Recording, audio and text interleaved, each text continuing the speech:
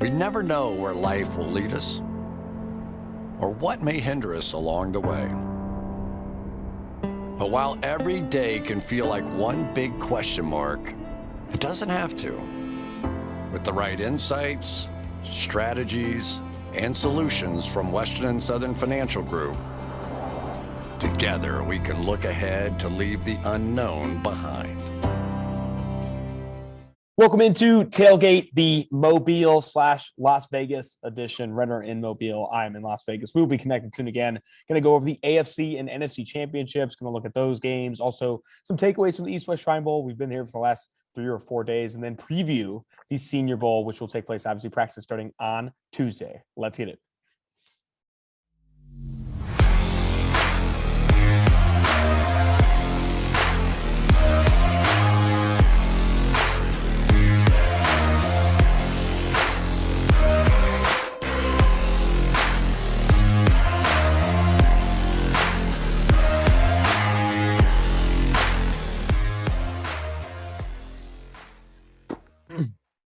Before we get into the AFC and NFC Championship, Mike, talk to me about the weather in Mobile, because Vegas, kind of cold. We just come out of one of the worst hotel situations I think anyone's ever put anyone in. How is it right now? It looks like a nice hotel. It's nice. It's actually, the weather is better here in Mobile than it was in Las Vegas. And the weather has changed. It's going to be 60s, maybe 70. So I'm looking forward to it. Hyped to be here. Sad I didn't get to go to Allegiant Stadium today. The Death Star looks sick, but we get to see some prospects this week down in Mobile. I am very excited to dig into this quarterback class, this offensive line class. A lot of top talent here. Allegiant Stadium was awesome, and I think it brought some more fire out of the players here at the East-West Shrine Bowl as well. Saw some guys chirping a little bit more. Bully Ball McCall, Marquand McCall from Kentucky, was screaming his ass off. It was a lot of fun at Allegiant Stadium today. But we're recording this Monday night around 10:30 Eastern. Going to travel to Mobile tonight. A little red eye action. We'll be at the Senior Bowl all day tomorrow. My red eye was not great. We got on the plane that was set to leave at 1 a.m. and already, like, I'm kind of hurting because, well, we'll get into what we did for the game here in a little bit, but kind of hurting. Would like to just get on the plane, fall asleep. We get on the plane. They say we can't use this plane and make everyone get off the plane and find a new plane. 2 hours later, I'm getting on a plane. 3 a.m. we're leaving Las Vegas, and I am dying. So hopefully your night goes better than my night did. The boys were buzzing for the AFC and NFC Championships, man. We went out to Circus Sports Swim, which is just an absurd place to watch any game, let alone the AFC and NFC Championships. Definitely had. I was going to say, I'm going to revamp my power rankings from last week. Circus Swim's number one. Yeah, Circus Swim's the best place. You're not going to a game. That place is awesome to watch an NFL game. Where is the best place to watch an NFL game? Oh, Las Vegas at Circus Swim. I would agree. Before we get into the games, Josh McDaniels, new head coach of the Las Vegas Raiders. We're here in Las Vegas. He did for us. Also got over Patriots. They're going all in on the Patriots. GM hire coming from the Patriots. Obviously, Josh McDaniels. And I'm hearing there could be some more Patriots ties for the coordinator that he does bring in, specifically on the defensive side of the ball. Your reactions to the McDaniels hire? It's wild to me that this is the opportunity that made him jump ship there in New England, because I thought after Brady leaves with Belichick at his age, I thought he wanted to be the heir apparent. After him, turning down the Colts job, I thought he wanted to be the guy who takes over from Belichick when Belichick ultimately hangs him up. And now with Mac Jones there, you would think it would be a nice gig to have as the offensive coordinator. But now he goes to a division where you have to go against Justin Herbert and Patrick Mahomes, twice a year, each of those guys, if not maybe Aaron Rodgers as well. I just think he must have, one, been given a pretty hefty paycheck, and two, be given some serious control over this roster and drafting to want to leave what he left in New England, because, like I said, it's just going to be a difficult spot to win. With what you're having to go up against, it's going to be tough. So I love the hire from the Raiders' perspective to go up against those guys. But for McDaniels, I just don't know what the upshot is here for Las Vegas moving forward. A couple things on that. The GM that they did bring in was an executive with the Patriots. It's Dave Ziegler. And when they asked, Raiders reporters had an opportunity to interview both Ziegler and McDaniels at a press conference today. Ziegler has final say on the roster. He was very adamant about that. He felt that that was important. I think another big takeaway from that was Josh McDaniels really spoke to the failed coaching experience he had in Denver. I think one of the quotes that stuck out to me is he said, I knew football. I didn't know people. Now going into this situation, maybe it isn't a control thing, right? Maybe he is willing to, he thinks that with Ziegler in Las Vegas, this pairing can help move this roster forward. But I thought the funniest thing from that press conference was one of the Raiders writers said, how does it feel to go to a team that already has a top 5 quarterback? And they're talking about Derek Carr, which is absolutely fantastic. I don't even know if he's top 5 in that division. No, but I do think it's a tough situation too. You are putting Josh McDaniels in a situation where he has to compete with Justin Herbert and Patrick Mahomes. You said potentially Aaron Rodgers if he makes the trip to Denver for the next few years here. It's going to be very difficult, and that starts with Derek Carr. Do you think they ultimately put all their chips in one basket with Derek Carr? Is this a trial year? He's entering the last year of his contract, and what do you think Josh McDaniels ultimately does with Carr? Man, I don't know. I mean, I think he takes this like anyone taking this job like that. I think you would do it with Carr in mind as the guy because it's difficult with where they're at to find a quarterback, to find an heir apparent. But you never know. I mean, they may have this whole plan to not move out with Derek Carr. So that one's still a big TBD. I think with his contract right now, I would kind of treat it as a trial year. Let's get to the AFC and NFC Championship games. But before we do, proud sponsor of the Tailgate podcast is Manscaped. And if you are going into Super Bowl weekend without Manscaped, like without your trimmer, your buzzer 4.0, you're making a grave mistake. Very important that you get your Manscaped. Manscaped, I think, is probably one of the best things that's ever happened to me personally. I think I need to get some Manscaped on my face. My beard and hair is looking a little crazy, but I'll tell you what, down low, I've said this before, it's a basketball court, okay? It's clean, it's easy. Manscaped, cheers to 2022 and resolutions you can actually keep. How about having clean and shiny balls all year round? All year round, 365 days a year. Our sponsors at Manscaped are here to save your balls this year and make the ball drop into 2022 the cleanest and sexiest ever. Set your first New Year's resolution with good intentions and join the 4 million men worldwide who trust Manscaped with our exclusive offer. Go to manscaped.com and use code PFF for 20% off plus free shipping. Set your first New Year's resolution with good intentions and join the 4 million men worldwide who trust Manscaped with our exclusive offer. Go to manscaped.com and use code PFF. I brought, you can travel with this, right? We're on the road, we'll go to Vegas. If you're not bringing the Manscaped travel bag to Vegas, you are screwing up. The Performance Package 4.0, Ultra Premium Body Wash, all this stuff is super important. I just used it, but to shave my face, not mine. Really? You use Manscaped to shave your face? I have two different razors. I have two different razors. Okay. It's a good question. But it works. It works really well for that too. Okay. Get 20% off and free shipping.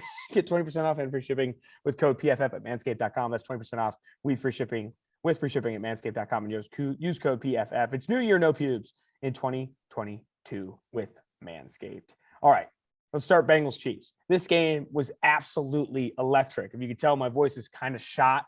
A lot of that's from cheering on the Cincinnati Bengals here in Las Vegas. We were one of very few Cincinnati Bengals fans at Circus Swim Club. Chiefs fans were all there, rampant. They were popping bottles in the second quarter, bro. There were Chiefs fans popping bottles when they went up 21-3. It was insane. I remember Ty, our executive producer, is sitting right in front of me right now. He's like, they're popping bottles. That's a bad sign. And it was 21-3. They don't end up getting the touchdown at the half. That was a fantastic play. I think it was Eli Apple who tackled him there, or was it Chidobe Awuzie? One of the outside corners tackles Tyreek Hill before he can get in the end zone before the end of the half. And that is when you knew it was the popping the bottles, Tyreek Hill getting tackled, that the Cincinnati Bengals are going to claw their way back into this game. A wild game. Bengals were 7.5-point dogs in Arrowhead. They win this game outright in overtime by 3 points. Now Evan McPherson, the guy who kicked that game-winning field goal, is 2 field goals away from tying Adam Vinatieri's record, the most field goals made in the postseason, and 9 points away from the most points by a kicker in the postseason. It is a special run for the Cincinnati Bengals, and it was an exclamation point in Arrowhead on Sunday. It really feels magic. Like watching that game on Sunday was an incredible experience. Just like being there with 2 diehard Bengals fans and just like seeing look on their face. It was completely unexpected. Like now, not completely, because I obviously picked that to happen and basically outlined how it would on last week's show. But even still, did not prepare me for what it would be like when it actually did happen. And I think two big shout outs. Obviously, everyone here has shouted out Joe Burrow, but just some context behind how insane it was for him to lead this comeback. His guards in this game had pass blocking grades of 0.1, Jackson Carman, which 0.1? I don't know how we differentiate between 0 and 0.1, but Jackson Carman got a 0.1 and Akeem Adeniji got a 1.8. They gave him nothing on that side when those two were mixing in at right guard, respectively. Quentin Spain, 61.4, Isaiah Prince, 50.5. The pass protection was awful. Joe Burrow mitigated it by getting the ball out of his hands as quickly as humanly possible.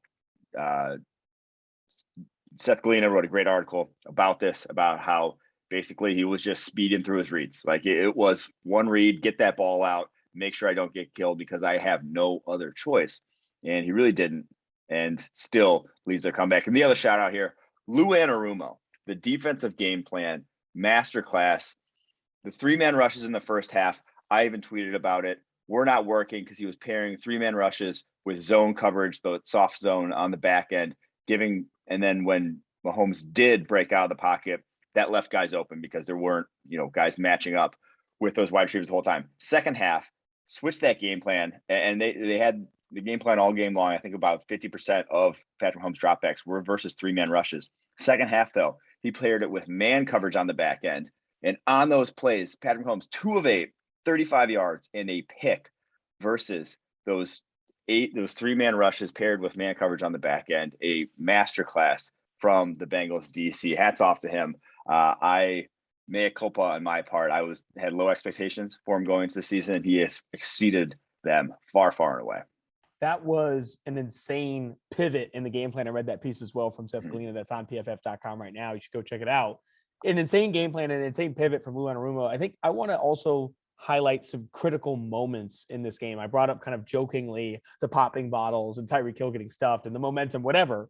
But second half, the BJ Hill pick, which I don't think was entirely Patrick Mahomes' fault. Like it was just a really good hand up and an insane interception from BJ Hill, who people remind us, Billy Price was traded for BJ Hill, the center that obviously the failed first round pick. They bring in BJ Hill. That interception was a huge turning point for the Cincinnati Bengals to start to crawl back into this game. And then following that, third and three, he takes a big sack on the following drive. They don't score. The next drive, 3rd and 6, takes a monster sack on that next drive. They don't score. 3rd and goal on the next drive, takes an insane sack. They put a field goal in. Then in the 2 critical situations where they get the L'Jarius Sneed pick, 3 and out. Overtime, win the toss, 3 and out. The better team won. It was 3 and out. It was a pick. Pick. Well, yeah, essentially it was going to be a 3 and out. But yeah, it was a pick. Like it was 1st and 10, no yards. 2nd and 10, no yards. 3rd and 10, it was a bad pick to Von Bell. Like the better team won this game. And I know Chiefs were favored. Patrick Mahomes is the quarterback you're taking in the NFL over the next 10 years. But the Bengals showed up to play. Like you let Samaje Perine beat you one-on-one. I'm looking at you, Charvarius Ward, to go with 34 or 40-plus yards, screen pass touchdown. That's on you, BJ Hill interception. Joe Burrow getting out of that Chris Jones sack to extend that drive. Like this was a clinic. And I think the biggest concern I had with Patrick Mahomes, and I know a lot of the blame has been shifted toward, say, Andy Reid and some of the play calling, them getting conservative. He took too many bad sacks, specifically on 3rd down in this game. And when you look at when he was under pressure in this game, on 11 dropbacks, 11 pressure dropbacks, only 3 completions for 25 yards and a touchdown. Also took 4 sacks and a lot of them on critical downs. Mahomes struggled against these 3-man rushes, right? Struggled when he was given those time. He took some bad sacks. I think some of this blame needs to be shifted onto Mahomes and what was just a failed second half performance from him. Yeah. And I mean, even the bad sack to Sam Hubbard at the end of the game, that the fumble that almost ended it right there. Like he had guys that he was even looking at. If you're looking at the end zone camera where his eyes are, and he just wouldn't pull the trigger. I think that was the biggest thing.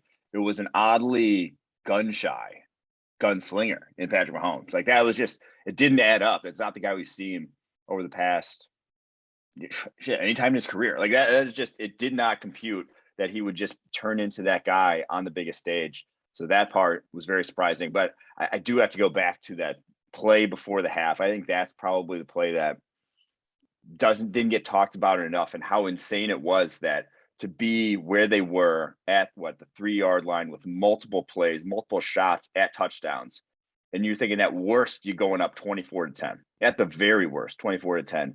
More likely than not, I think everyone would have bet they're going up 28-10, and that's nailing the coffin there at the end of the first half.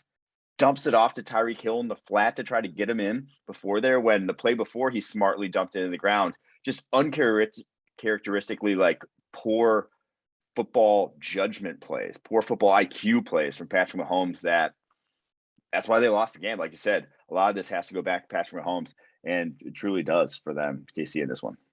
Just a rough situation. I did want to mention one thing on the Bengals side that isn't overwhelmingly positive, right? Even though, like, obviously they win and it was an insane piece. Joe Mixon in this game had 16 rushes on first down and averaged 3.7 yards per carry. I had multiple people tweeting at me saying, why is Zach Taylor running the ball on first down? Because I've been on this train, on this podcast for weeks, months. Why do they run the ball this much? No player in the postseason is averaging fewer yards per carry this postseason on first down than Joe Mixon. And guess what? No player has more carries on first down. 3.4 yards per carry on first down. It's a wasted play. You have Joe Burrow, future Super Bowl MVP if they win this game, and you're feeding Mixon, overfeeding Mixon, in my opinion. It's a big reason why that offense got off to a slow start. It's a massive reason why. They were not. Romo, if you brought it up, Romo brought it up on the broadcast. He's like, week 16 and 17, they were giving it in Burrow's hands and letting him pass early. Now, for some reason, they're not, like, and running the ball. And he even brought it up. So I thought that was interesting. But it's like anytime, it just goes back to who do you want to decide in the game for you? Do you want the worst offensive line in the NFL to decide in the game for you? Exactly. Or do you want Joe Burrow? It's not even about Mixon, right? Because I think Mixon is a phenomenal running back. It's about the offensive line. It's about those guys you mentioned, Jackson Carman in Spain, who earned sub 2.0 PFF pass line grades. Guess what? That doesn't show up in the run game. They're not road graders in the run game either. So let's get to this Rams 49ers game. This one at the time felt like an exhale, right? Because the Bengals-Chiefs game was absolutely electric. I think the beers were also setting in for me during this Rams 49ers game, where my tempo got slowed down quite a bit. But Rams 49ers. Oh, I know it was. Rams 49ers. 49ers have I think a 10-point lead going into the third quarter. Rams are able. I'm sorry. Into the fourth quarter. Rams are able to come back. Cooper Kupp looks electric down the stretch. Burns him in the slot for a touchdown late. And then the Jaquiski Tartt drop pick when they're up 3. The 49ers are up 3 is an insane part of that game. Ultimately, Rams win by 3. And guess what? You made fun of me on the preview show. Because I said, I was going to bring it up. The Rams are going to win, but the 49ers cover. So you're like, oh, so it's going to be decided by 3 points then. I was like, yeah. And it did. It did, Mike. So screw you. Well, I said I wasn't going to give you credit because if I wasn't going to give you credit because you were going to be correct either way with both these games with the way you picked them. So I wasn't going to give you credit unless it was decided by 3 points or less. So here I am giving you credit for putting that one spot on, and you did. But this one again, it came back down to Matt Stafford versus Jimmy G. Yeah. And now Matt Stafford made the ugly throw to Jaquiski Tartt that it should have been picked. Obviously, I'm not sure that really was as bad. I'm not sure that's like one of those picks where you can't say for certain that that's a game ender. There was it was not 10 minutes left. That wasn't even like Morgan Burnett sliding against the Seahawks in 2014, where it's like, man, if he just doesn't slide, they definitely win that game. I don't think you can say for certain they for sure win that game if he makes that pick. But Jimmy G made nothing close to a play down the stretch. Nothing close to a play. Not only was he trying to throw the game away and ultimately did, there was nothing in that arm that was giving them enough to compete with, like you said, Matt Stafford, Cooper Kupp, this Rams offense. And one of the crazy data points that I was talking to our public relations manager, David Safaro, about is, I picked Samuel under 36.5 rushing yards. And the counter to that when I was betting it was, no, man, this is where you get the ball to your best guys. And he's going to get fed. He's going to have all these carries. He's going to have all these touches. He had one touch in the fourth quarter. Deebo Samuel got the ball one time in the fourth quarter. The 49ers, that's a failure in my opinion. You have to feed Deebo. And he played a really good game on the touches that he did get, both rushing and receiving. He was obviously phenomenal. That long touchdown he had early in the game was insane. That's vintage Deebo. He's one of your best players, if not your best player on offense right now. So the fact that he only got one fourth quarter touch, I think was a huge concern. And a lot of that's on Jimmy Garoppolo, but I think you got to scheme him more touches down the stretch. Yeah, this was quite easily. So like one of the biggest reasons, the whole six straight. Oh my gosh, my speech impediment from my childhood just came back right there. But the six straight wins, sort of stat. I guess that's not a stat. That's a fact that the Kyle Shanahan had over Sean McVay heading into this game. The biggest thing was the 49ers, for the most part, run the football on the Rams. The Rams showed their ass up in run defense in this one, and have to shout out Eric Weddle. My God, the guy was playing pickup basketball a month ago, gets picked up on the roster, leads the Rams with 5 run stops in this game. Absolutely master performance. And one of the biggest plays of the game, it's not going to get remembered too much, but it's before the 4th and 2 that the 49ers had midway through the fourth quarter, that they take a delay of game penalty, 4th and 2 from the Rams 45. Think they're going to go for it. They don't. Take a delay of game penalty, punt it on the 2nd and 1 that led to then a 3rd and, I believe it's like a 3rd and 3. And then they obviously didn't convert, end up punting. Weddle beats a crack block, gets it in the backfield, tackle for loss that I'm not sure, like he doesn't beat that crack block. He doesn't read that play that quickly and make that tackle. That's a first down. All of a sudden they're close to field goal range. All of a sudden this is the 49ers possibly pulling away. That play was a massive difference maker. That's not really going to be remembered too much, but if you don't have Eric Weddle in that situation, this game may have ended very differently. So massive shout out to that performance there from 37, 38, just out of the league for 3 calendar years. Unbelievable what's going on right now. I want to save obviously a lot of our Super Bowl preview conversation for pods later in the week, but line opened up, I think, at -4 in favor of the Rams, who will be playing in their home stadium at SoFi Stadium. But it's now stretched out to back-to-back years. Now it's been stretched out to -4.5. My early reactions to that number is why are we still fading Joe Burrow and the Cincinnati Bengals by this much? We're fading them too much. Like this line, in my opinion, should be 3. This line should be 3.5.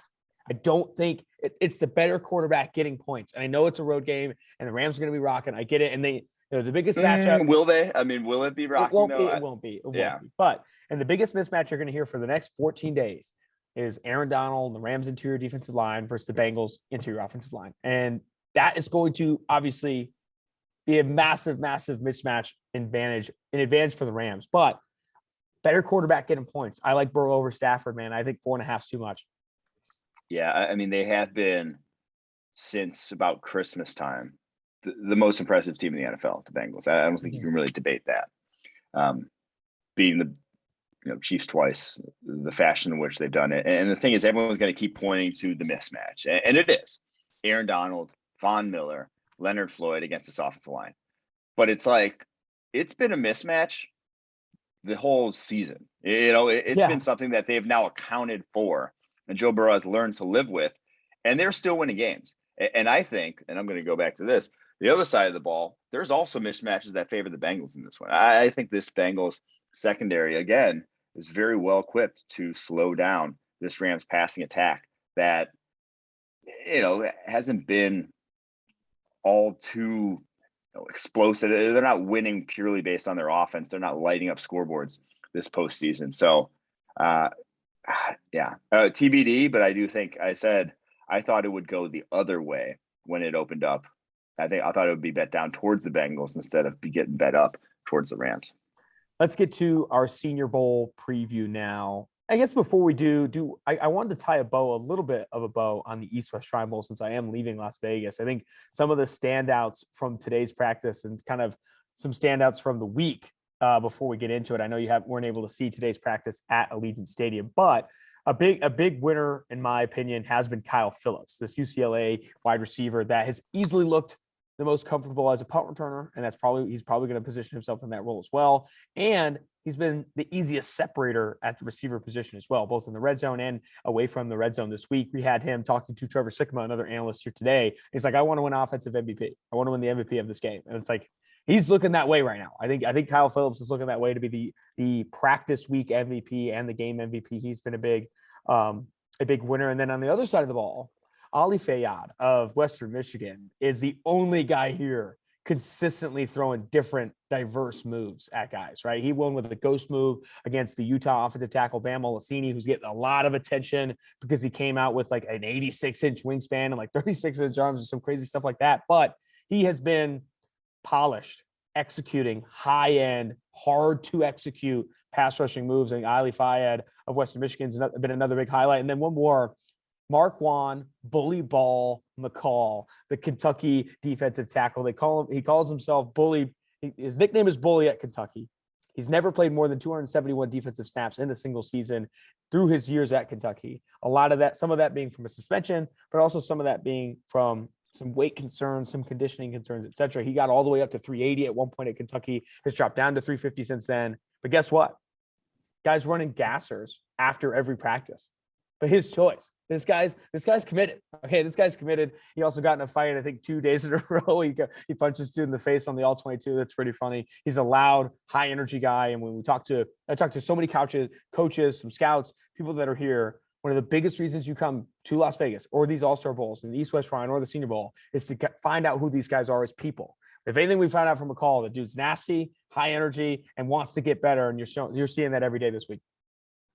Yeah, I'll just say this about Fayed Phillips. I actually, McCall is probably the one who's moved the needle the most for me in terms of like prospects. I think with Phillips, you could still see him being a UDFA because 6 foot wingspan, 29 6/8 arms, 8.5 inch hands. Like he just does not have the traits that, like, it's difficult. We talk about the wide receiver position, translating from college to the NFL.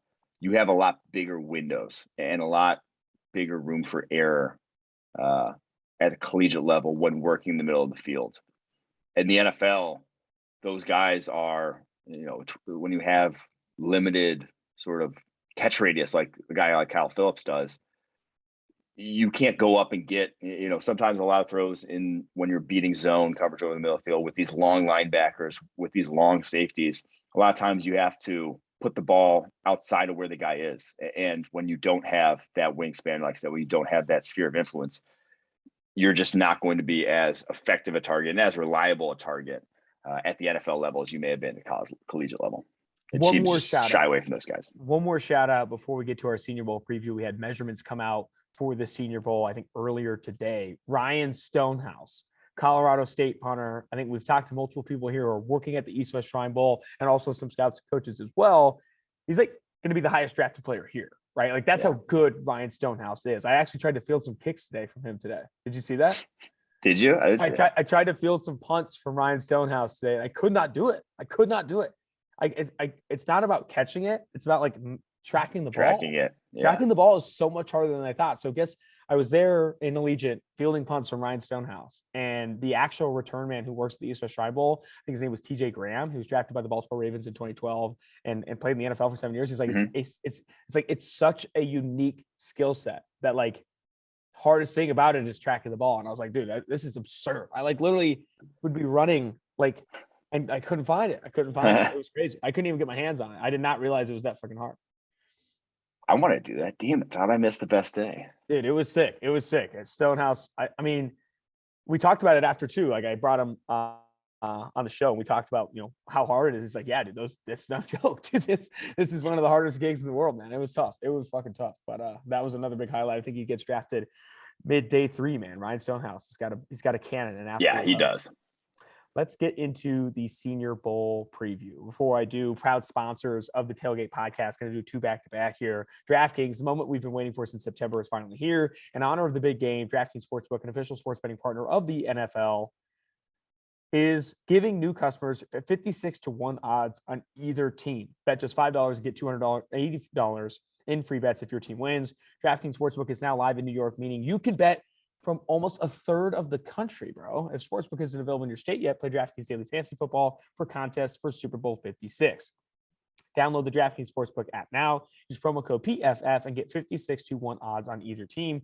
Bet just $5 and get $280 in free bets if your team wins. That's promo code PFF at DraftKings Sportsbook, an official sports betting partner of the Super Bowl 56. 21 plus. See DraftKings.com/sportsbook for a full list of requirements and state-specific responsible gaming resources. Gambling problem, call 1-800-GAMBLER. In Tennessee, call or text the TN Red Line 1-800-889-9789. In Connecticut, call 888-789-777 or visit ccpg.org/chat. In New York, call 1-877/8HOPENY or text HOPENY 467-369.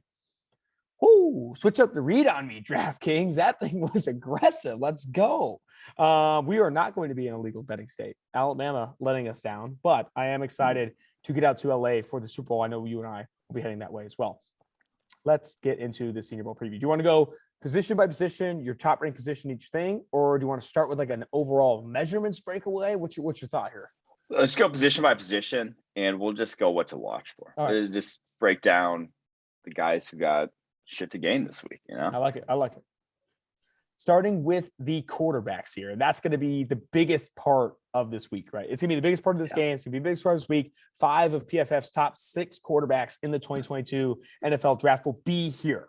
Sam Howell, Kenny Pickett, Desmond Ridder, Malik Willis, Carson Strong, all in attendance. Bailey Zappi in attendance as well. The only one who will not be at the Senior Bowl or any All-Star Bowl this offseason will be Matt Corral of Ole Miss. He also did suffer an ankle injury in the bowl game. Start with Sam Howell, if you could.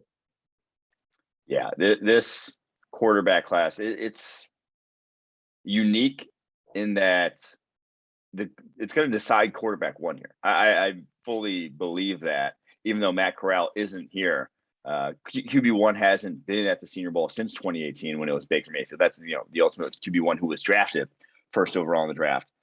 And this year, I think that changes. I think even if it may not be the strongest of classes, you still see at least 3 guys going in the first round. So this is going to have a massive impact on the stocks of these guys.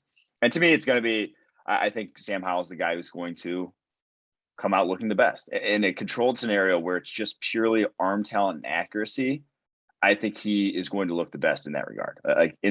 When it is the sort of one-on-ones now, it's can he operate in an offense that's not, Bill Longo's, whatever the hell that was, RPO go ball special at North Carolina. That was basically figured out by everyone and their mothers this past season, because it was just, it's a simplistic, not a ton of NFL sort of concepts. And so that's the biggest thing with Howell projecting forward, and why he has a ton to gain by looking good here this upcoming weeks. Kind of how Justin Herbert, coming from that Oregon offense, goes to the Senior Bowl, looks very good. That's how he goes 6th overall in that draft, and how you can feel good about him projecting to the NFL level. So yes, Sam Howell, the one that I think has the most to gain. And the guy who is the one already making noise, though, is Kenny Pickett.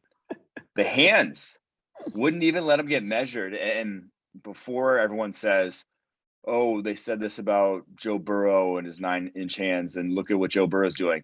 There's a little bit of a difference. Okay, not even a little bit of a difference. There's exactly about 3/4 of an inch of a difference between Kenny Pickett's hand size, reported that scouts have, or people with knowledge say he has 8.25-inch hands, and Joe Burrow's 9-inch hands. There has never been a quarterback in any modern database with hands that played in the NFL as small as Kenny Pickett's.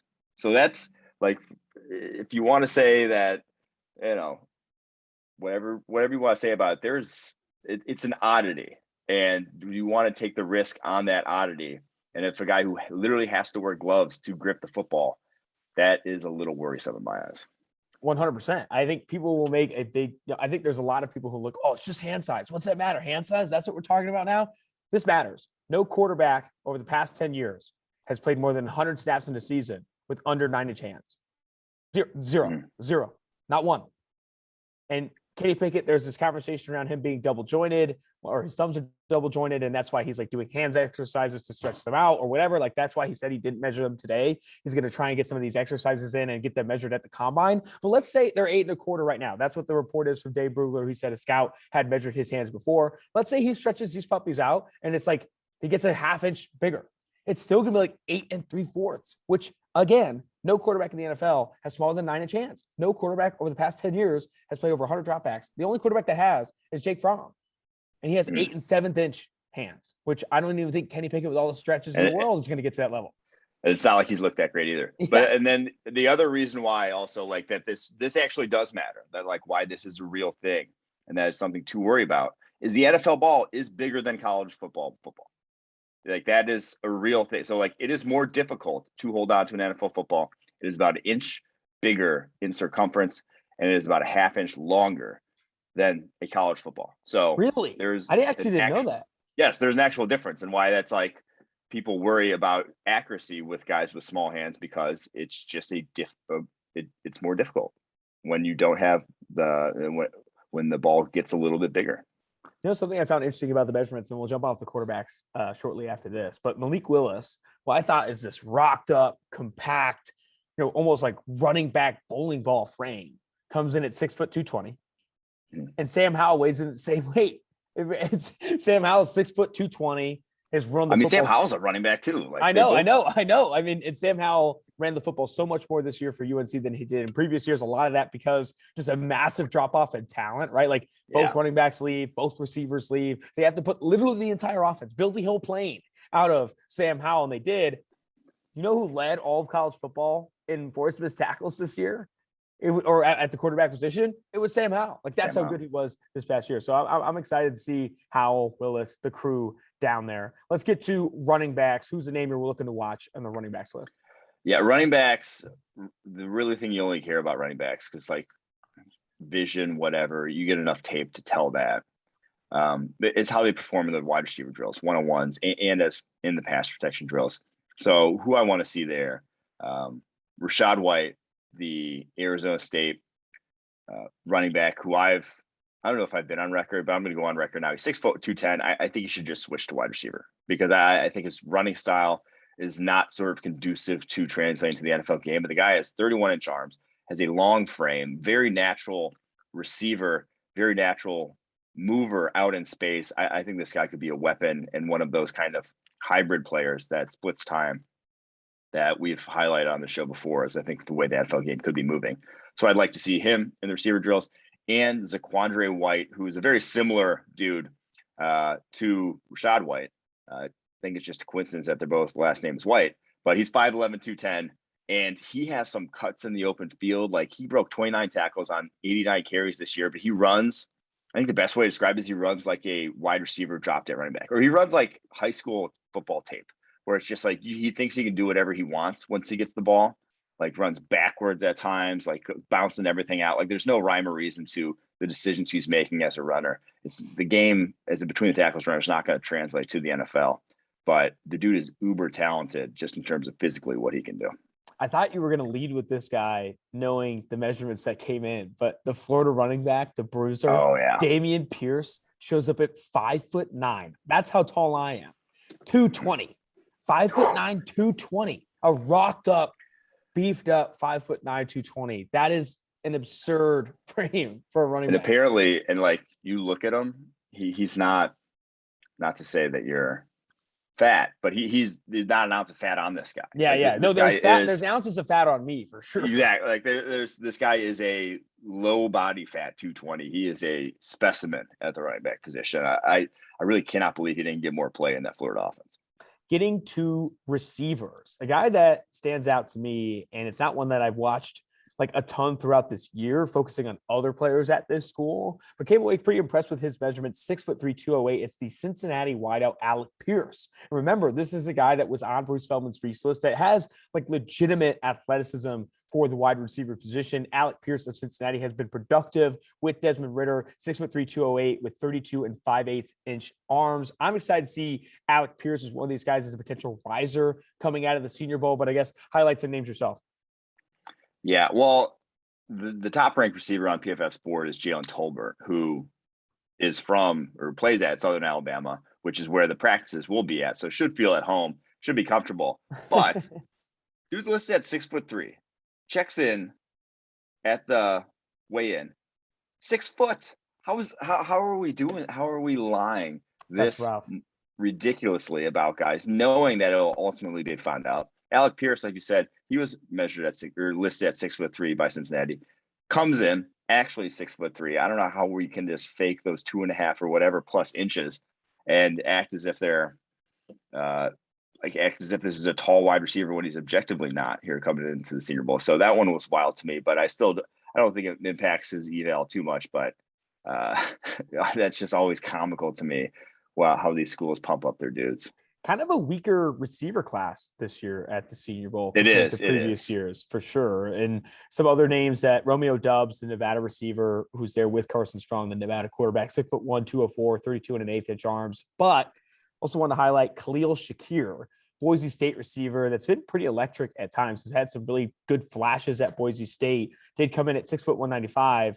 Or no, 6'1", 193 with 29-inch arms, which is a key number for the receiver position. Working with Eric Eager but talking to data scientist Eric Eager about some of the college pro projections. Arm length, so important at the receiver position. 29-inch arms. Only 3 receivers in the NFL over the past 5 years have played over 400 snaps at outside receiver with 30 inches or shorter arms. It's Robbie Anderson, Tyler Lockett, and Ted Ginn. Pretty much you got to fly. You got to fly if you're going to have that short of arms. And Shakir is a fast receiver, but I think I'm not saying this ultimately pushes him into the slot, but it will be a tick in that box for him to moving kind of almost exclusively into the slot. Yeah, I mean, that's what was his role at Boise, and that was pretty comfortably what I thought his role would be in the league. Moving to the tight end position. This is a loaded group. We talked to Galco about this early in the process, who's obviously the director of the East West Shrine Bowl. We've also talked to Nagy about this. There isn't a Kyle Pitts in this class, but there are a lot of names that people like, starting with Trey McBride of Colorado State. Yeah, this is probably, in terms of like talent, NFL talent comparatively year on year, a top 3 positional group. I think for senior bowl purposes, I think quarterback and offensive tackle both up there as well. But a lot of intriguing names. Trey McBride obviously top of the list, but Cole Turner from Nevada. You have Greg Dulcich, who I like a lot from UCLA. Isaiah Likely, the Coastal Carolina tight end that we've harped on being glorified wide receiver. Well, he showed up 241, and he showed up with 33 and 1/4 inch arms. Like, he's got a real possibility to turn into a tight end should he keep putting on more muscle. So I'm intrigued to see what he does over the course of the week. I'll also highlight Jeremy Ruckert as well, who one of the best blocking tight ends in the class is down there in Mobile. The Ohio State tight end. I have to say, I did not know. I looked at these measurables and almost thought like there was a misprint, but Connor Hayward, who is, I believe, Cameron Hayward's younger brother, correct? Oh, I see. I didn't know that, actually. I think Connor Hayward is Cameron Hayward's younger brother. Cameron Hayward, when he went to the NFL, was 6'5", 295 pounds. And yes, he is. Producer Max Chadwick on the call. 6'5", 295 with 34 1/4 inch arms, 10 and 1/8 inch hands. His younger brother, Connor Hayward, who played tight end for Michigan State, comes in at 5'11", 239 with 31 inch arms, 31 and 5 inch. That's insane. That's insane. That's a fullback. I thought he was going to come in some. I mean, looking at him, I didn't think he was going to be 6'5". Obviously, you could tell the difference there, but like, I didn't think he'd be under 6 foot. That's a much smaller than I expected. That is a fullback at the next level. You're not going to be swinging tight end at 5'11", but that was definitely an interesting measurement at the tight end position. Shall we get to interior offensive line? Interior offensive line. I didn't have any monster takeaways from the measurables component, but I will say some are projecting him as a guard at the next level. But he did. Darian Kennard, the Kentucky offensive tackle, who I think is currently positioned as a guard on PFF's draft board, did come in at 6'5", 324, 34 and 5/8 inch arms, 83 inch wing, and 11 and a half inch hands. This dude has mitts, bro, mitts. And a lot of people are kicking him into guard, and most of that is with athleticism and maybe not being able to kick up the speed, but he's got the arm length. He's got the measurables, at least in that way, to maybe stick at tackle. But I guess what are your takes on the guard class? Yeah, so this offensive line class as a whole, like I said, one of the stronger position groups there. Kennard, though, 11 and a half inch hands are some of the biggest I think that may be up there with the biggest ever measured, like combine, Senior Bowl, whatever. And the interesting thing with Kennard, he's listed at 345, I believe, on Kentucky's website. So he's down 20 pounds from what he was listed at by Kentucky. Hopefully that leads to a sprier Kennard in pass protection. I think he's kind of gunning to stay at offensive tackle in the NFL and knows that, hey, at 345, I wasn't going to get it done.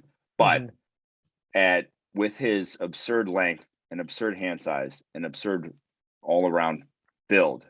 It still doesn't even hold a candle to what Daniel Faalele, the Minnesota offensive tackle, checked in at. 6'8", 387 pounds, a 7'2" and a quarter inch wingspan, 11-inch hands. The guy is an anomaly. There's nothing short of spectacular human being. 387 pounds. I was so in awe of those measurables, that I will be ending up on Save Your Likes here a little later on for my performance. Oh no, I'm Faalele. excited. I am excited to see this. We'll have to get to that here soon. Another takeaway, the 2 Central Michigan tackles, right? 33-inch arms for Bernard Raymond. I think 33 and a quarter inch arms for Luke Gadecki for Central Michigan. Are you like immediately concerned? 33 is usually that cutoff for teams at offensive tackle. You don't want to see him get under 33. Were you surprised by that number, or I guess where's your head at after seeing that? Yeah, so I think all box ticking numbers for those small school guys. I'll even throw in Max Mitchell, the Louisiana offensive tackle. He gets 33 and 5/8 inch arms. I think getting under 33 is when I start to worry. 33 though is more than we've seen a ton of Pro Bowl, All Pro, whatever offensive tackles play with arm length in that vicinity. So all those guys tick the box in my book. Not going to worry about it really at all for those guys here on forward, based off of it's going to be what the tape looks like the rest of the week. And I think Raymond, Trevor Penning, the Northern Iowa offensive tackle, all these guys have great opportunities here. Penning had a ridiculous frame himself, 6'6", 330 with 34 and 3/4 inch arms. That's good. Great opportunities for all those guys to basically make themselves some money this week. On to the defensive line class, guys that I am excited to watch. Kingsley Enagbare, the South Carolina defensive end, came in at 6'3", 261 with 35-inch arms. Love to see that 83 and 5/8 inch wingspan, 10 and a quarter inch hands. That is what you want. That's where he wins. You need Enagbare to come in with that length and win that way. That was obviously a huge highlight. And then Arnold Ebiketie, the Penn State defensive end, came in 6'2", 250 with 34-inch arms, which is another big, a notable for me. That's almost like better on the edge. It's almost like a better frame to be shorter but still have long arms, because like that translates as like a bull rusher. And now Ebiketie, I'm not sure his frame was as big a concern to me as how he'll test at the combine. So I think that is going to be where, because I think he's going to show up this week and win consistently. I think he's going to be the most impressive guy in the one-on-ones. If not him, then maybe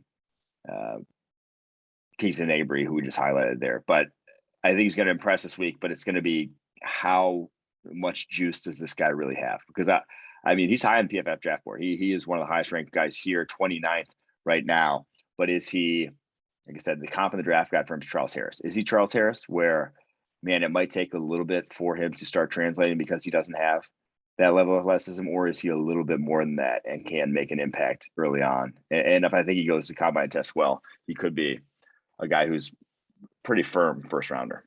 Two guys I'm also excited to see that came in on the lower end, at least from an arm length perspective, or I guess three. Boye Mafe of Minnesota, 33 and 3/8. Cameron Thomas of San Diego State, 33 and 1/8 inch arms. And we also had Myjai Sanders, who I think, 33 and a quarter inch arms. Those guys all clearing, I think, leave over the 240-pound mark. Cameron Thomas, that's at 6'4", 264. I was talking to his brother out here. They said they practice every single day, even after practice, going one-on-one. Zachary Thomas is an offensive tackle here at the East West Shrine Bowl. But that edge group, there's a lot of opportunity for movement, in my opinion. Like, I think these guys can go like Ebiketie, Enagbare, Boye Mafe, Myjai Sanders, Cameron Thomas. Like, there could be a lot of swing here. Everyone talks about the quarterback class and who's going to be QB1, and he's probably here in Mobile.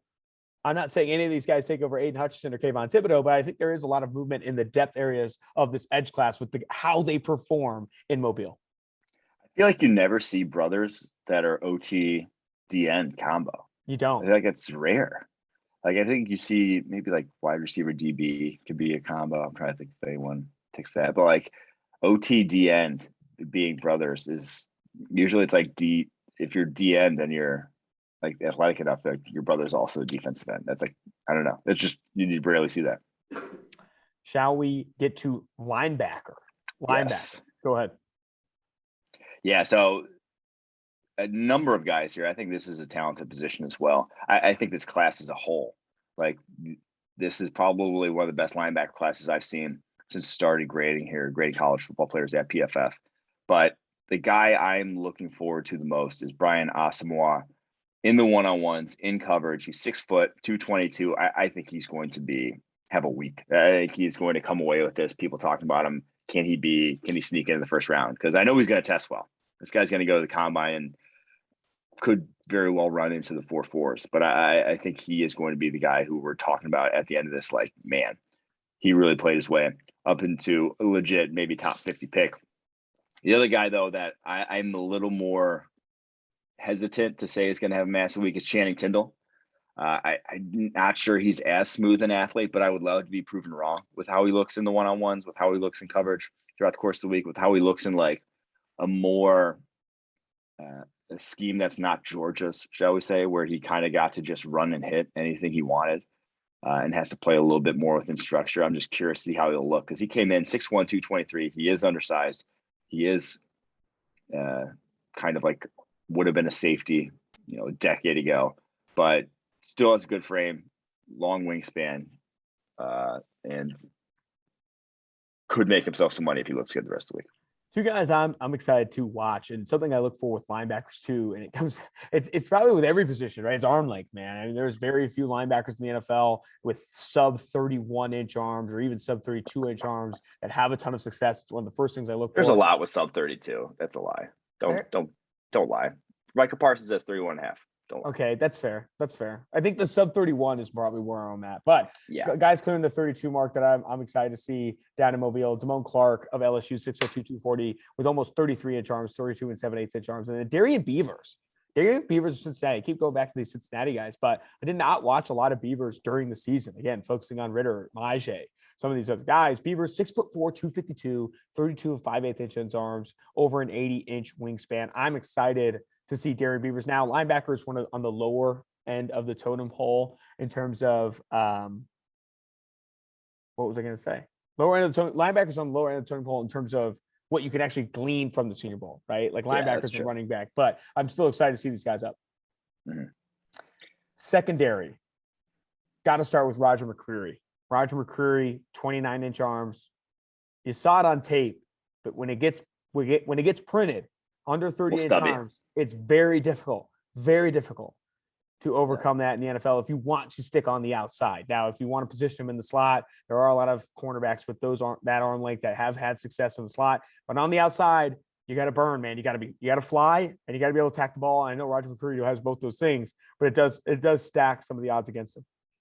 Yeah, and it's the other thing. It's like I'm not sure I'd be terribly worried if he had elite athleticism or some other trump card to make up for it, but he's just good athletic. Like he wins with technique and savvy, I would say. I think like in the draft guide, we have a section that says where he wins, which go get your draft guide today. It just said savvy. Like he is a veteran already. Like he looks like he can come in day one, learn your offense and be up to speed. Kind of like how I felt about Patrick Surtain coming out last year. But it also, with Patrick Surtain, he was, 6'2", long arms. Like he had the tools that were then going to work against bigger, faster, stronger wide receivers. I'm not sure McCreary has those in his toolbox. Those is the worry with him. Any other measurements stand out for McCreary? Or I mean, Kirby Joseph clocked some good numbers, 6 foot, 233.25-inch arms. I didn't have any other bigger notables. I kind of was just blown away by where McCreary ended up. Yeah, I mean, so in the defensive backs class, some of the sort of smaller school guys who got the invites, I have some ridiculous frames. One's Tariq Woolen, the UTSA corner, who I'm excited to watch this year because his tape's very inconsistent, but he's 6'3", 205, 33.5-inch arms, and he is an elite athlete too. He's going to test really well at the combine. The other one's Tyson Anderson, the Toledo safety, 6'1", 204, 33-inch arms. Another guy who's going to test off the charts that, are they test off the charts and rise like Cal Duggar, or are they guys who test off the charts and their tape looks rough the whole week and you're just like, yeah, that's a 5th, 6th rounder that we'd take a chance on just because maybe he can figure it out at some point. Make sure to follow along PFF's coverage at the Senior Bowl. We're going to be doing some live shows on YouTube throughout the 3 or 4 days that we're down there. So make sure you check that out. Also, you hinted at it, I'm going to hammer it home. The draft guide is live. PFF's 2022 NFL draft guide is live. Use promo code SUPER25 for 25% off a PFF subscription to go download your draft guide for 25% off. That means you can get it for $7.50. $7.50. You get access to PFF's draft guide, among other things, in the Edge subscription. And if you rate and review this podcast, leave your name in this podcast and send me a screenshot of it on Twitter. Show me your name. Show me the rate and review on Apple Podcasts, 5-star review. You get a chance to win a free draft guide. I'm giving away 20 free draft guides for the first 20 that show me a screenshot of their new Apple Podcast review. Shall we close out with fun to read, save your likes, and then we are going to get on power ranking Super Bowl party food items. I'm excited for this. Your list is absurd. I just looked at it in the rundown. Your number 3 item might be the most insane thing I've ever seen. What is that? I need to get to this segment. Let's get to the fun to reads first. We don't have Quinn pulling from YouTube. We're obviously on the road, but Lane Kiffin, I'll read it to you. This was the best thing I've ever seen on Twitter. No Context College Football gets a clip. It looks like a TikTok of Brian Kelly, our literal king, our recruiting masterclass savant, like grinding on this LSU recruit and doing some weird ass dance. If you haven't seen this video, just Google it. Brian Kelly, search it. And then Lane Kiffin quote tweets it and says, "Did you lose your bet or something at Coach Brian Kelly? This can't be real. Photoshopped, account hacked. I mean, ... I mean, it's the best response I've seen. I cannot believe he's doing it. Now, the counter argument is when Brian Kelly does this dumbass shit and it looks ridiculous on Twitter, everyone talks about it. And that's a win, right? No press is bad press kind of situation. But I think this is such cringy stuff that it's a turnoff for me if I'm a recruit. I'll say that.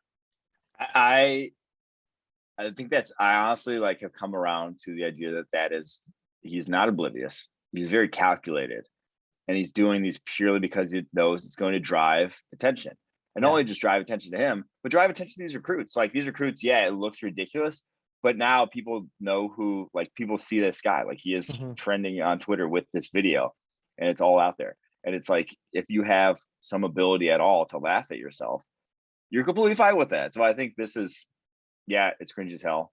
And Lane Kiffin is absolutely hilarious for quote tweeting it and adding Coach Brian Kelly. But I do think it's a calculated play on Brian Kelly and the LSU sort of football department. I will say this. Lane Kiffin is very good on Twitter, not even in a cringy way. He's good on Twitter. His social media game is phenomenal. It rivals Tom Brady. I'll say it. Lane Kiffin rivals Tom Brady on Twitter. Next one here is from Nick Wright. Nick Wright tweeted before the Bengals-Chiefs game, which was very, very sweet. Very excited for the 4th annual Arrowhead Invitational. Do you think they have a cool consolation trophy for Joe Burrow and the Bengals like they give to the second place teams at AAU tournaments? Yikes. Old Takes exposed by a mile. I don't get the upshot of tweeting these wholly over the top things. I don't even know how to best describe it. This just absolutely ridiculous teardown of Joe Burrow and the Bengals as if they don't have a chance. Why even go there? And all you're doing is setting yourself if the Chiefs blow them out, does this make this is still a bad look for you to even come with this. So that was a tough one for him. And if you tweet things like that, everyone in America is rooting for the opposite thing to happen. Exactly. This one's for Brian Drake, actually, who does some work here at PFF. This is fantastic. This is an actual fun to read. Yeah, this was an actual one that I saw and was wow, this is a fantastic stuff. 2022 offensive line cap money dedicated and 2021 final PFF ranking. So this is hard to explain if you don't throw it in front of the screen for the YouTube viewers, but it ranks how much they spent in cap space on the offensive line, and then where they ultimately ranked in PFF grade. 26 through 32 is Bengals, Giants, Dolphins, Jags, Bears, Seahawks, Steelers, and then all of their ranks are 20th or worse in that category. Now, obviously, the Bengals are the only team of that group that actually made it into the postseason, which I think only puts more and more praise on. Put some the respect on the Steelers. Steelers name. I for- Put some respect on the I Steelers forgot name. the Steelers made it in as a 7th seed and we're like literally like 15-point dogs on the road. But Yeah. the Bengals, obviously the only successful playoff team of that group. I think it's just a very good way of showing that offensive line, probably as much as any position group in the NFL, if not more so, you get what you pay for and you get what you invest. You know, it is a position that's fairly easy to evaluate. You get a lot of, you know, individual reps at that position. And you should, and that's why money gets outlaid, draft capital gets outlaid accordingly. So if you don't spend it, if you don't put in the investment, you get these results. And now the Bengals are the, like I said, the anomaly here, still making it. But I do think it's a very important point to hammer home for everyone saying, oh, our O-line will be fine. These guys will develop. Not always the case. Not always the case. All right, this next one, I'm so glad you fit into the rundown here. Brittany Matthews, who is famously Patrick Mahomes' fiance, girlfriend. It's something, one of those two. Okay. They're not married though. I don't think they're actually married. She tweets, she's the one who, like, there's a video of her spraying champagne, like a bunch of fans at the stadium when they won their last playoff game they won. Over the Bills, yeah. Over the Bills. And then she comes out and says, I just want to tweet. No, I just wish I could do what I want without getting attacked every week. That is embarrassing. I don't know. There's not even a lot of takeaways to be had on that. That's just an absurd thing. And then they came out with the shirts where some of the proceeds went to anti-bullying, not all of the proceeds, as if Brittany Matthews, you know, and Patrick Mahomes need more money. Some of the proceeds for these anti-bullying shirts would go to charity. I literally laughed out loud at this next tweet. Tom Pelissero, who looks like he was doing an exclusive interview with Kenny Pickett, put some pictures up right after it was found out that he decided to not measure his hands. Tom Pelissero tweets out, who was of NFL Network, Pitt QB Kenny Pickett didn't have his hands measured here in Mobile, but he had a good reason. He's double jointed, so his thumb naturally points in odd direction, and he's doing extra exercises to get an accurate measurement at the combine. So he's double jointed. That's the reason. It's not because his hands are small. Case closed. Tom Pelissero and I have different definitions of good reason. I don't know what double jointed is. Like, I think I'm double jointed. I can pop my my thumb back and forth, and that has nothing whatsoever to do with my hand size. There's no impact. Are you telling me he can't stretch out his thumb? I don't get it. Like, is it just permanent? There's just no way. And also, if it is permanently stuck in a spot that you can't get it wider, that's still bad. That might even be worse, in fact. So Kenny Pickett, if your hands are truly 8 1/4 inches, like, this is bad. Like, it's not good. I'll just say it. It's not good. All right. Save your likes. Coming from our very own Mike Renner, quote tweets the Daniel Falele, the Minnesota Monster, his Senior Bowl measurements, and you just say, "Dear God." No, okay, all right. I was gonna set the stage. Okay, set the stage. Because I did. I had a save your likes moment, because dear God, quote tweeting just Daniel Falele's measurements is not adding anything. It is not good content. You guys should not have liked that tweet. But I was very tired, coming off of sleeping a good 2 or so hours on a plane, coming from Las Vegas to here, was typing in all these measurables that are coming up, and I just see Daniel Falele, and that's all I thought. I thought, dear God. And then I tweeted it. And then as soon as I tweeted it, I thought, why the hell did I just tweet that? I'm not going to delete it though. Because I'm not a delete the tweeter. Save your likes. But save your likes. Let's close out the show with this one here. And then I am excited to ship it to the airport and get to Mobile. Power ranking Super Bowl party food items. This is the most absurd list you've ever put out. Both of our number ones. Go ahead. It's not absurd. I won last week's power rankings. I'll just say that. You did. All right, number one. Both of our number ones are wings, and I think that goes without saying. Wings it's literally like, I mean, I just don't even know if there's a counter to wings. There isn't. Wings are the best Super Bowl food. I mean, it might be one of the best game-day foods. That one's pretty easy. That's like a free space. If you don't have wings number one, you better have some splaining. You better have some good reasoning behind it. Number 2, I actually went sliders. I like handheld sandwiches or sliders. So that way you're not, because one of the cons of wings is that like everyone has to have like their own like little wing tray, right? To like throw the bones down. Yeah. Having sliders to where you can like snag a couple of Slidos for the boys, sit down, then go back if you need another slidey. There's maybe a slider variety there. I think that's a number 2 for me. Okay. I like sliders. Don't get me wrong. Slider guy. But number 2 for me, and this is such a I said a cheese-based dip. Now, that could be buffalo chicken dip. What I would have growing up was chili cheese dip. Bomb too. But any sort of cheese-based dip on a Super Bowl Sunday doesn't miss. You ain't gonna miss. I won't say cheese dip misses. And I think maybe, you could I might put it in my top 5. It's not going to number 2. Cheese dip's not going to my number 2, but I like it as the top 5. Number 3 for me. And this one, I put this one down. I thought it was a cop out initially, but honestly, I think it's a great call. Chipotle, baby. Get Chipotle. They're not a sponsor yet, but Chipotle, you get the big ass. Remember when we went to the Notre Dame game with your friends or your family or whatever, and like they brought the big Chipotle catering stuff? Like that was fire. Like that was. I'm not saying each order individual bowls and like have a great Chipotle day. No, like get the boxes, get the catering going, making your own burritos. I think that's a fire play as well. Also pretty cheap too, which you're gonna have to factor in, right? Like no one's ordering filet mignon. Okay, this is chipper on a Super Bowl Sunday. I think that's good. That one sucks. All right. Okay, no one's getting Chipotle at number 3 in your top 3 is a tough. I'd rather have Chipotle for than you. cheese dip. I'd rather have Chipotle than cheese dip. Period. Okay. Well, we'll let the listeners decide. Number 3 for me, and this one's a little odd call, but this one hits. Let me explain it. Meatballs. Have you ever had meatballs with? You get the crock pot of meatballs. Okay. With either barbecue sauce or marinara on the side, and you get the toothpicks into the meatballs. Those are a bomb. Bomb Super Bowl food. Those are fire. I kind of want to reel it back in. Like you thought mine sucked. The meatballs are the best. I guess I just thought of like the big meatballs that you sometimes get in spaghetti. But I remember my stepmom when I was a kid used to bring in like the mini meatballs and the mini meatballs with the little sauce.